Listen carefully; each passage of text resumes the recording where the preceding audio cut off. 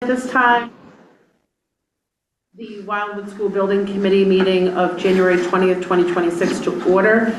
And I would kindly ask if Vivian can please conduct a roll call. I would just say in advance that I have an excused absence for Mary Ann Galezzo, and I have an excused absence noted for Lillian Maselli. Thank you.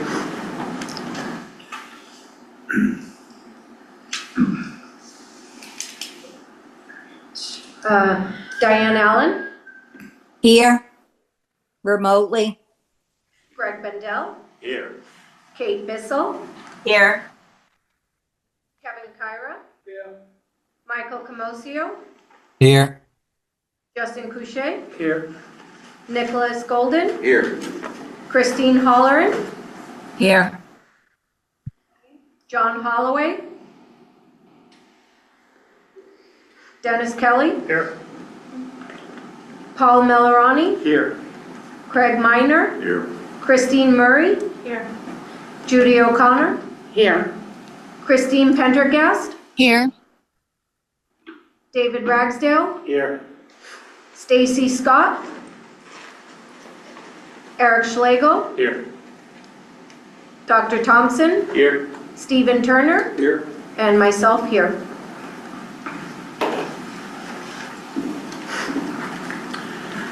Okay. So the next item is item number 2, which is the approval of minutes. In the December meeting, we unintentionally included the wrong date in the motion to approve the November meeting minutes. So the motion stated October 21st instead of November 18th. Therefore, we are requesting another vote to correct this. The November meeting minutes were included in the meeting packet distributed last Friday, January 16th, and labeled as item number 2A. So at this time, I would entertain a motion to approve the minutes from the school building committee meeting held on November 18th, 2025 as issued. Do I have a motion? Motion's been made by Mr. Melorani. Do I have a second? Second. The tie. Second by Eric Schlegel. So any discussion? Hearing none, may I have a roll call vote, please? Absolutely. Diane Allen, Yes. Greg Bendel, Yes. Kate Bissell, Yes. Kevin Kyra, Yes. Michael Camosio, Yes. Justin Couchet, Yes. Nick Golden, Yes. Christine Holleran, Yes. Dennis Kelly, Yes. Paul Melorani, Yes. Craig Miner, Yes. Christine Murray, Judy O'Connell, Yes. Christine Pendergast, Yes. David Ragsdale, Yes. Eric Schlegel, Yes. Dr. Thompson, Yes. Stephen Turner, Yes. and myself, yes. Thank you. The motion carries. The next item is the draft minutes for the school building committee held on December 16, 2025. They were also included in your meeting packet distributed last Friday and is labeled as item number 2B. At this time, I would entertain a motion to approve the minutes from the school building committee meeting held on December 16, 2025 as issued. Do I have a motion? So moved. Motion's been made by Dr. Thompson. Do I have a second? Second. Seconded by David Ragsdale. I have a correction, Madam Chair. Yes. On page 5, 3/4 of the way down, it says Mr. Melorani expressed support for the interior design concept and recommends incorporating, it says Woodfield elm. It's just a typo there. I wanted to say Whitfield, and that's white, WITEFIELD, elm. Thank you. We'll make that correction. Okay. So, motion's been made and seconded. We would make that administrative change. So any further discussion? Hearing none, a roll call vote to accept the motion subject to the edit that was provided. Diane Allen, Yes. Greg Bendel, Yes. Kate Bissell, Yes. Kevin Kyra, Yes. Michael Camosio, Yes. Justin Couchet, Yes. Nick Golden, Yes. Christine Holleran, Yes. Dennis Kelly, Yes. Paul Melorani, Yes. Craig Miner, Christine Murray, Judy O'Connell, Yes. Christine Pendergast, Abstain. David Ragsdale, Yes. Eric Schlegel, Yes. David Thompson, Yes. Stephen Turner, Yes. and myself, yes. The motion carries. Thank you. Item number 3 is administrative. At this time, I will turn things over to left field to present the invoice summary and budget update. And at this time, I would ask for David Sangden to take us through item 3A. Thank you, Judy. Left field prepared a invoice summary, number 23, for review tonight. It was included in the packet that was sent out on Friday, labeled as 3A. The current summary includes invoices from Dawn Whittier, totaling $701,191.20. An invoice from Fontaine Brothers, totaling $26,666, and an invoice from Left Field, totaling $60,800, for an overall invoice packet totaling $788,657.20. This invoice packet was reviewed by the Finance Invoice Committee prior to this meeting. And at this point, I'll turn it over to Mr. Kelly if he'd like to make a motion. I'd like to make a motion to approve invoice summary 23 in the amount of $788,657.20. Second. So moved. Seconded, sorry. Yes. He Seconded. makes the motion, I seconded, and then discussion. Any discussion? Hearing none. Roll call vote, please. Diane Allen, Yes. Greg Bendel, Yes. Kate Bissell, Yes. Kevin Kyra, Yes. Michael Comosio, Yes. Justin Couche, Yes. Nick Golden, Yes. Christine Holleran, Yes. Dennis Kelly, Yes. Paul Malorani, Yes. Craig Minor, Abstain. Christine Murray, Yes. Judy O'Connell, Yes. Christine Pendergast, Yes. David Ragsdale, Yes. Eric Schlegel, Yes. David Thompson, Yes. Stephen Turner, Yes. and myself, yes. Thank you, the motion carries. Moving on to total project budget update, which is item B, and back again to David Sangden. Thank you. Thank you, Judy. So similar to last month, we provided a fully expanded budget as part of the committee packet, but and that was labeled as 3B. However, for purposes of committee meetings where it's a little more legible on screen, it's condensed. And the only change to this budget from last month is expenditures and remaining. That's going to be the case for a while.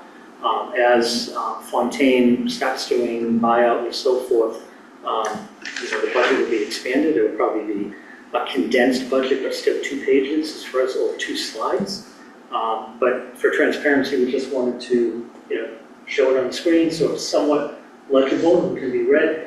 But again, within your packet, it's expanded. So there's nothing to approve here. And again, it's just, expenditures and remaining is changing from month to month. Any questions?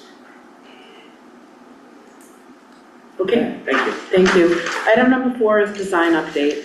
So at this time, Dawn Whittier will now present updates to the design and draft. These slides were included in the meeting packet that was distributed last Friday. And for item number A, under item number 4, is the design update, and I will turn it over to Ronnie with Dawn Whittier. Thank you. Thanks, Judy.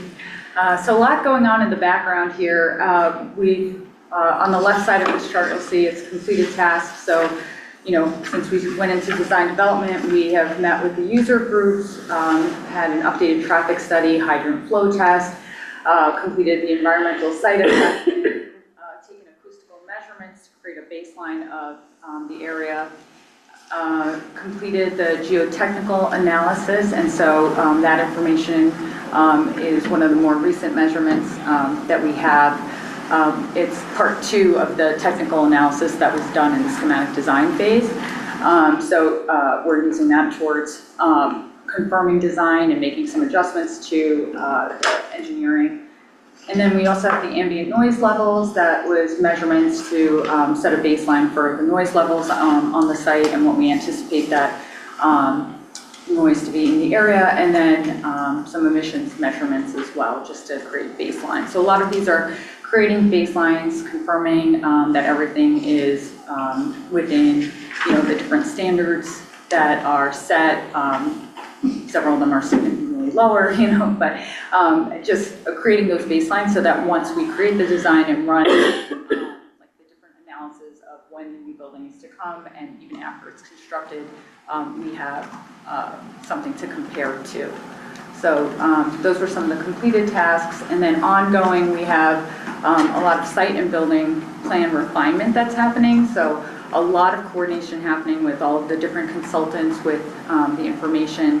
And as you can imagine, when one person makes the change, it impacts all the other trades. And so there's a lot happening just in the background to get those plans and site plan all ready for the initial start of permitting and cost estimating.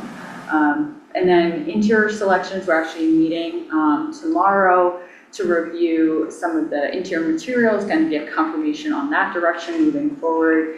And then we'll have like a more expanded interior meeting again, just to continue with that development.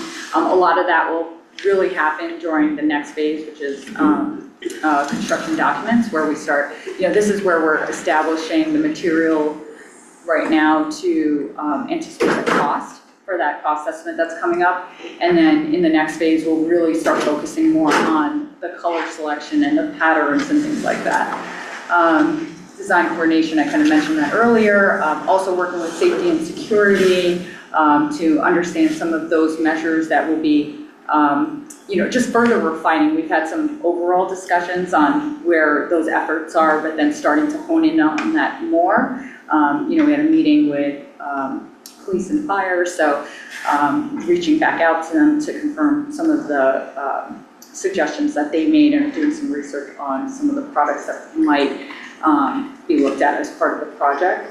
And then preparing the cost estimating package, and then next month we'll also include some of the start of permitting. So in these next couple of weeks, we'll also be meeting with some of the town departments just to have a preliminary review, just to see if there's anything that we're missing or that they'd like to see us include in the packets as we prepare applications. So there's not a lot to show, but there is a lot going on in the background. This is just an example of so this came out of the user group meetings.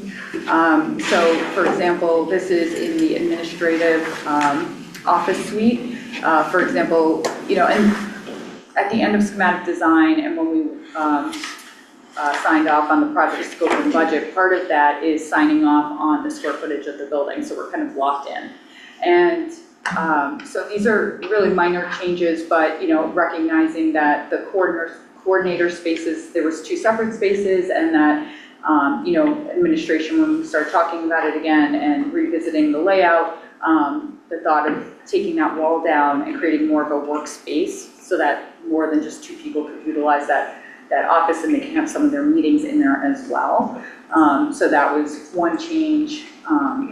As an example, you could go to the next slide, please. We also met with the district to look at the different toilet room configurations and looked at different door openings, one opening, having separate openings that were leading into the toilet rooms. They eventually selected and really had a strong preference, I think, for the one that they selected, which was one entry. There's no door, but you enter in and then you either go right to go to the boys' room, left to go to the girls' room.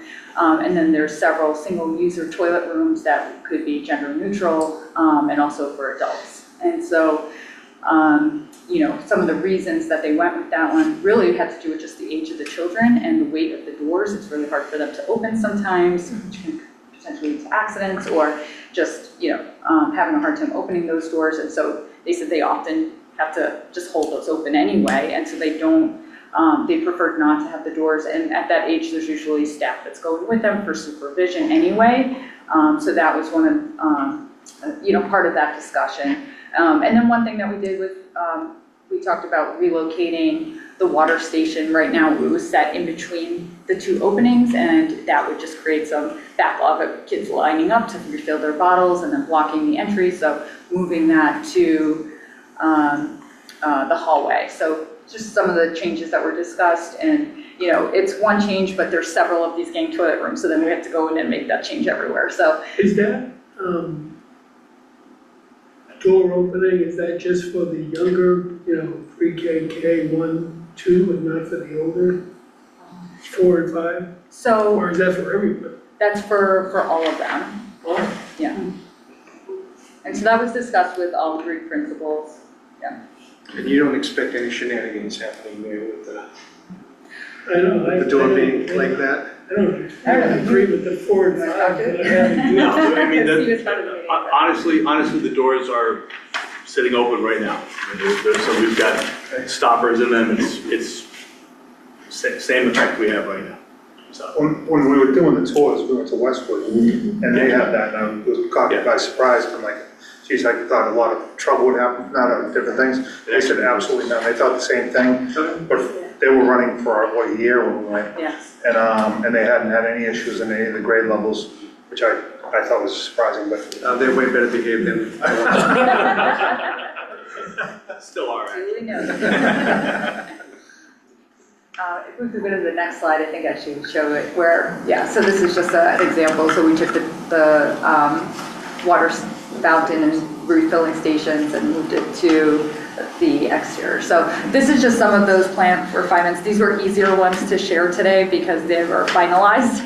There's a lot that involve a lot of back and forth, and so just trying to give some quick updates so you can see some of these things that are moving along, but definitely a lot happening in the background. So There's Christine online that has her hand raised, and I think she might have had it before me.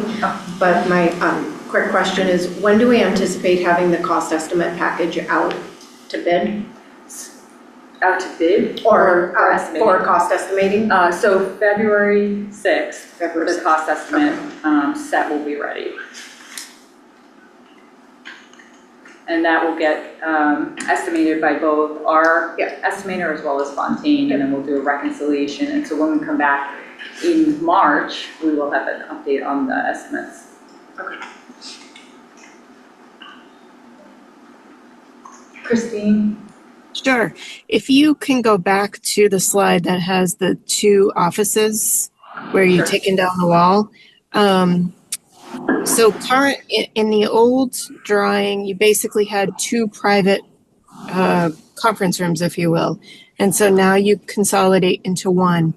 Are we worried about losing any privacy space to conduct meetings, or what is the intent of these meetings with parents or staff, or, does it cause any limitations? So those are actually offices, not conference rooms. So two offices, they were the STEM coordinator and the literacy coordinator. And so they thought that it was better served if they actually had a space where they could collaborate a lot easier. And then also it opened up the ability to provide additional seats so that, depending on other coordinators that could be housed in that same space and then be able to collaborate together. So that was really the intent as they looked at it further. I also noticed up in the right-hand corner, it's reconfigured as well. It looks like that there's an office that's not there anymore. I can't read it. As they say, CARES office. Oh, the CARES office. And then it looks like it's narrowed. The other two offices are narrowed. Then going down, it looks like there's an office missing there. So it's just cut differently, I guess, actually. So the image on the right just is showing you a little, or the image on the left is showing you a little bit more. I don't know, actually, wait a minute. Let me look at this real quick. The wall at the end of copy is in a different spot. Yeah. So I do think the image on the right is a smaller screen grab. Correct. Yeah. And the CARES office is literally, It was just shrunk. Oh, yeah, Oh, it's okay. more zoomed in. Yeah. Did not do That's a the good job catch, of though. Yeah. Oh, Good eye. But just to be clear, so the change was made with the input from the literacy and the STEM coordinator? Well, we go through the district, so we did the principals Okay, and. so everybody's and the happy with that, district, not gonna have an issue later on. It's I okay. don't know if everybody's happy, but they can't have too much happiness, but yeah, they are consulted and trying to think. Because the problem with the old model, you wouldn't have enough workspace when they were there. Gotcha. So this actually gives you more flexibility and more space to work at. But everything that we do, we take into account the feedback that we received at the user group meetings, and that's when we got to meet with more of the personnel in person, get their feedback, and then it's really balancing because, there's a lot of asks in those and, wish list as well. And it's really balancing it out to see what we can do that's fair for everyone. Oh, Diane? Yes. Actually, I have a question. I'd like to go back to the design development progress, some of these completed tasks. I'm particularly interested in the updated traffic study and the environmental assessment. Are we at any time, I would like to know what the results are of this, any time having these sub-consultants come in and give us an overview and of the report that they've completed and what we've paid for them to do this work. But, the public is listening in on this, on these meetings. And,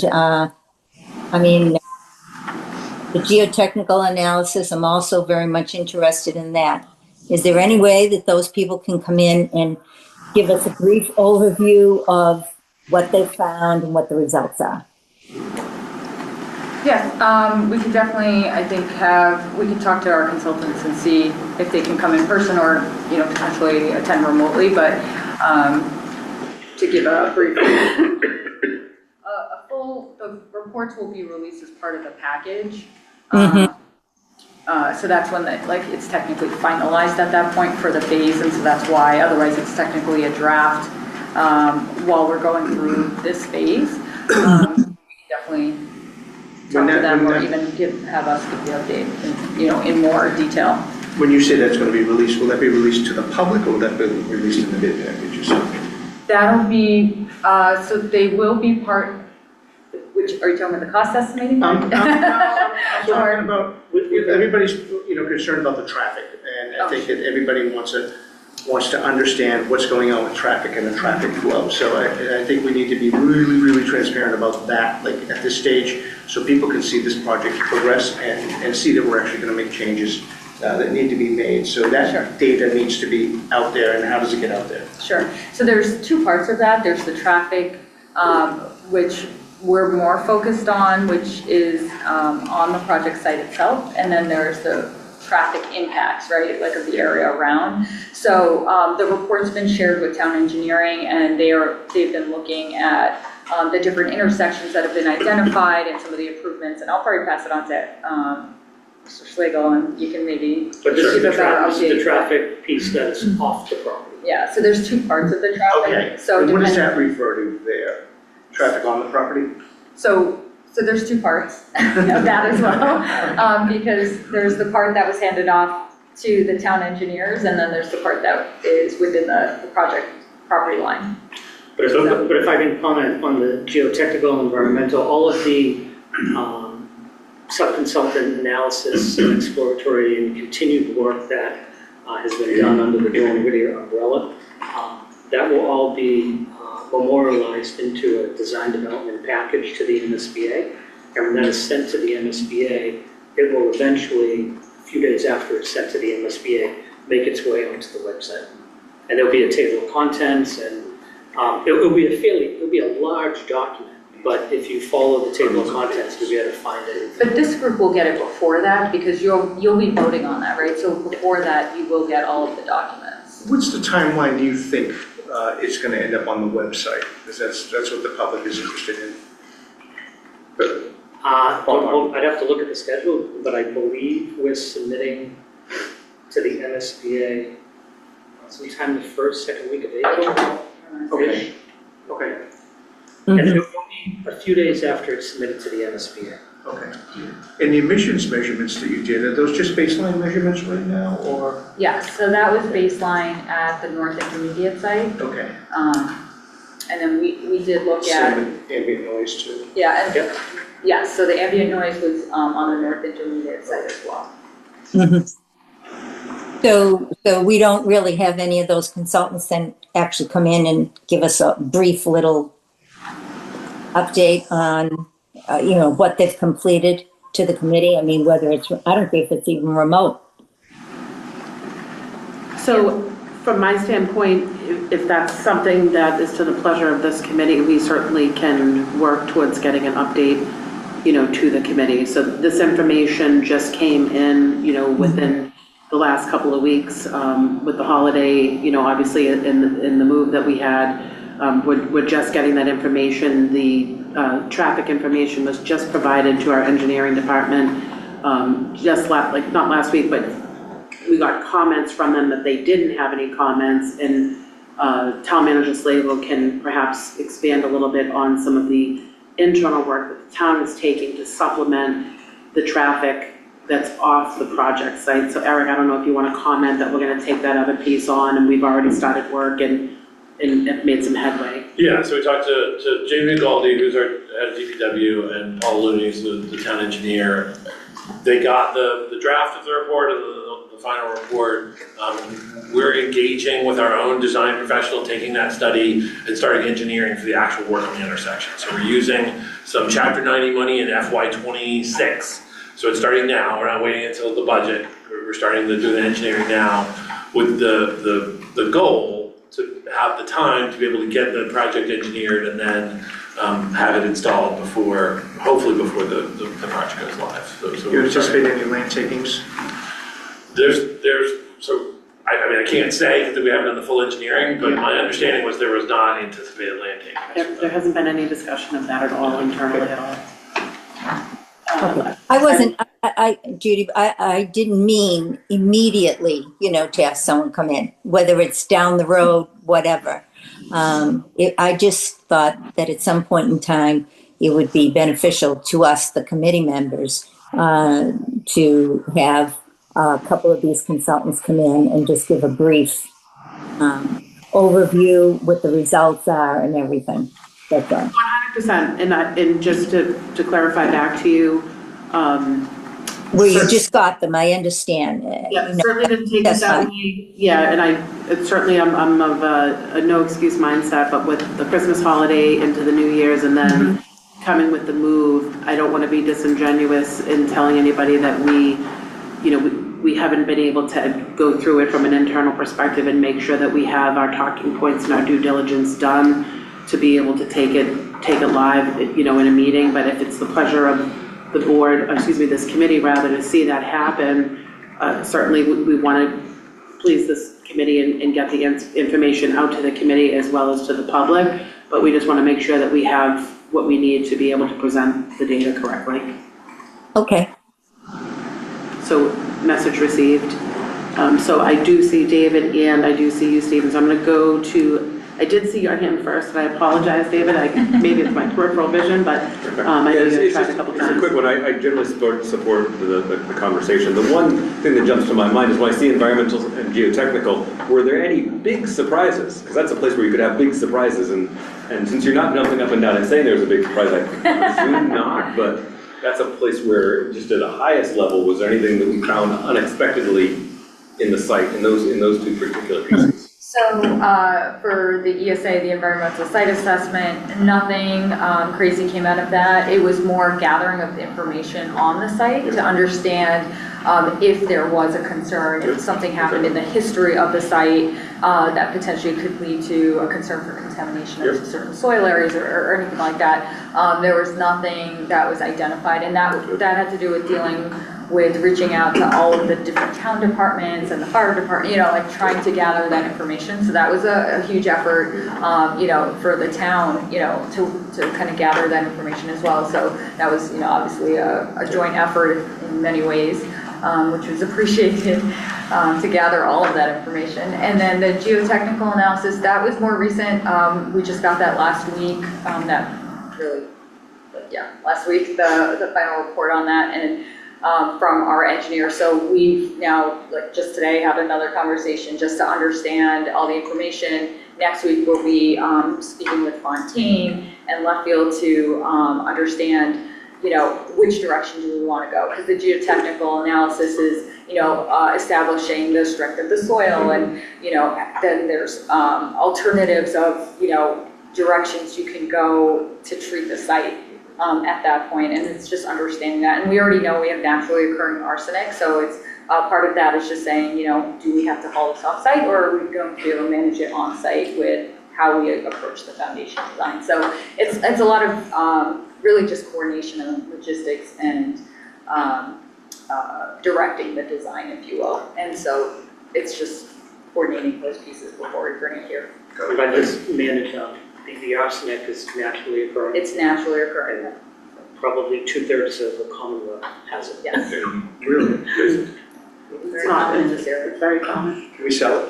I don't know if it's valuable if everybody seems to have it, but. Nobody wants it. Yeah.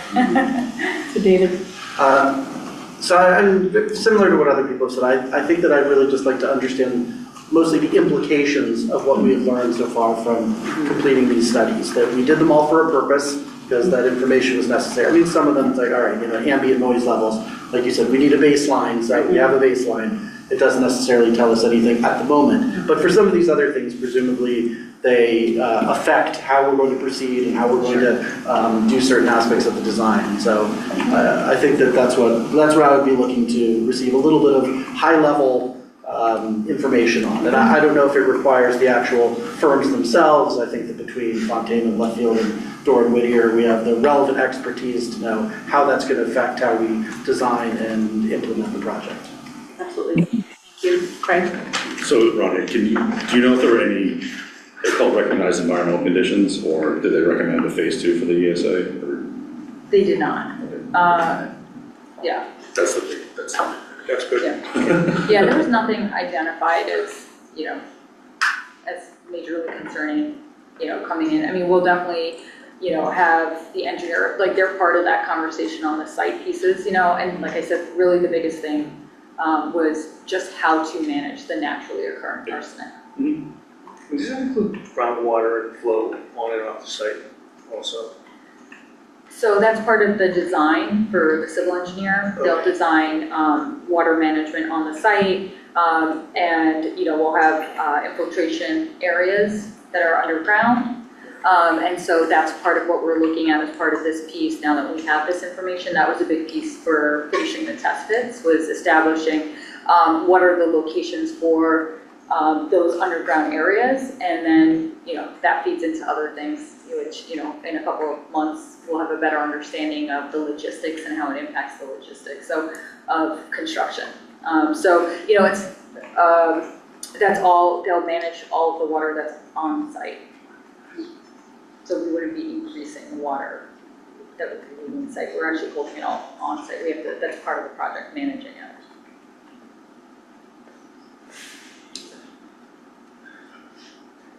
Anyone else around the table that I haven't recognized? That anybody that's at home that's raising? No hands up. No hands up. Okay. All right. Anything further? Okay, moving on to. Okay, so item number 5 is public engagement update. So at last month's building committee meeting, we reported on the abutters meeting, which was held on December 11th. So currently, the project team is preparing for the next abutter meeting and would like to schedule it on the same night as the next building committee meeting, which is scheduled for February 10th. So that night, we would be looking to move the start time of the building committee meeting from 6:30 to 6 p.m. and schedule the abutters meeting starting at 7. So again, we will be looking to move the building committee meeting from 6:30, moving it up to 6 p.m., and to schedule the abutters meeting to start at 7 p.m. So if the committee is not opposed to this change, I would be directing Left Field to update the building committee invitation accordingly. And later this week, the town would then send letters to the abutters to inform them of the date and time of their next meeting. And after the February 10th, the building committee will go back to meeting at 6:30. Does anyone have any concerns about that time change for the next meeting? I have a logistical question. Are we going to have it in the new town hall, or is it still living here? So I don't have an answer for you at this point. I know that the original intention is for meetings to take place where they have been held through the month of January, with starting at the new building in the February timeframe. But I don't want to get over my skis until I talk to IT and the town manager and Dr. Thompson to make sure that everybody's on the same page, that we're ready to use that facility, to make sure we just don't want to have any technical issues and not be able to meet the goals and objectives of having the meeting. So I believe that we will. I will say between Dennis, his team, and IT, they've been exceeding expectations at every turn. And with the IT, department for the school and town, but I need to just confirm that, and we'll make sure that there's ample communication out, so that everybody knows where they're going, and hopefully we'll have a firm answer before we send the letters out to the abutters, so that we don't have to make a logistical change, but I don't want to pledge that. Okay, thank you. Does anyone have any concerns present here and at home about that decision? Okay, so this isn't gonna be the only abutter meeting that we have. So, we wanna be expeditious in having these abutter meetings, so we wanna at least, get one in the month of February, which Lee had referenced in a prior meeting that we were going to do, okay? Yeah. One question, just Judy, regarding the abutters. Is it really only the people whose land actually abuts the property of where the new school is going to be built? Or does it include people across the street from the school? I mean, is it really just that select group of people that their land abuts the school property? Or does it include any other? So when we originally did the first abutters meeting, we included people across the street as well as those that had a direct property line. And then we've evolved to a smaller subset, which were the abutters that had an immediate property line to the four corners of the lot that the school project is going on. So moving forward, I would direct that back to our team to see that, would there be abutters meetings that would be conducive to the same 32 name versus the 15? Or are we planning to stick with the 15 moving forward? Because you know better what the updates are going to include. Do we feel in those abutter meetings that the updates pertain to the property line abutters? Or is there any benefit of keeping that larger audience? So it's in my opinion that the abutters meeting would remain as adjoining landowners. And if there's abutters that are across the street and they want to be engaged in the project and know about the project, they can come to the meetings. They will eventually, before Fontaine mobilizes on site, there will be a dedicated website where anybody, not even an abutter, but anyone can log in on a Friday and get an update of activities, bulletized. It's not going to be overly detailed, but it won't be a broad brush of the activities the following week. And that would be my recommendation, and pretty much the standard that I've used on multiple other projects. And to add on to that, the stuff that's talked about at the abutter meetings is primarily that the buffer between their properties and the school properties. So it's not like privileged information or extra neighborhood information that's going out. It's just like, hey, trees here, fences there. So it primarily interests people who have a shared property line. Does that answer your question, Diane? Yes, it does. Okay, thank you. Stephen? I would think, though, in addition to the website, at least once before the actual kickoff of construction, there would be one, particularly for the folks. I mean, when you think about the four corners of a lot, it's hard to not think of the people directly across the street. I would think, certainly the website is going to be where they'll go day to day, and I wouldn't suggest that your plan isn't wise otherwise, but that prior to kickoff of construction, there's a lot of change that's happening for all the people, including those across the street. In some cases, the people across the street will be more impacted than the abutters behind the building. So I would think at least once in that cycle, and that's a ways down the line. But I think there'd be a good time for that as well. What if we have logistical plan reviewed already that would have outlined the flow of traffic, the flow of how trucks, vehicles, construction vehicles are coming on and off the site, and with that, it would be open to all of the public to hear. I think that would suffice. Yeah, for sure, yeah. And a community forum effectively would meet the same goals. And obviously the people who are most impacted would be the ones who'd be most likely to attend. So whether it's called an abutters meeting, expanded abutters meeting, or a community forum, what would be the best marketing? I defer to those who know marketing far better than I do.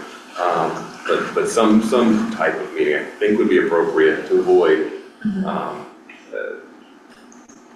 frustrations for people who are that close. It's going to be an active site for a while.